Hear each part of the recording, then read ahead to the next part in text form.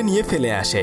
কুকুরটি তার অনেক প্রিয় ছিল, সেজন্য সে কুকুরটির কথা মনে করে কান্না করতে থাকে।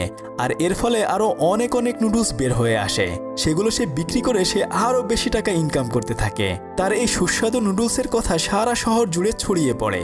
তাই একদিন বিশাল বড় একটা রেস্টুরেন্ট থেকে তার কাছে নুডলসের অর্ডার আসে। কিন্তু এখন তার চোখ দিয়ে কোনোভাবেই পানি বের হচ্ছিল না। সে তো অনেক বেশি চিন্তায় পড়ে যায়, কেননা এত বড় একটা নুডলসের অর্ডার যদি সে করতে পারে তাহলে সে অনেক অনেক টাকা ইনকাম করতে পারবে, যার ফলে সে অনেক বড়লোক হয়ে যাবে। কিন্তু কোনোভাবে আসলে সে একটুও কান্না করতে পারছিল না। কিন্তু একটু পরে দেখা যায় যে সে দেয়ালে তার প্রিয় কুকুরের নিচে তার মায়ের ছবিটাও ঝুলিয়ে রেখেছে। আসলে সে তার মাকেও হয়তো কুকুরটির মতো জঙ্গলে ফেলে দিয়েছে।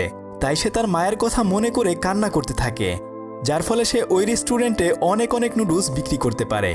আসলে টাকা পয়সা খুবই খারাপ একটা জিনিস, যা মানুষকে মুহূর্তের মধ্যেই অমানুষ করে তুলতে পারে। আপনার কি মনে হয়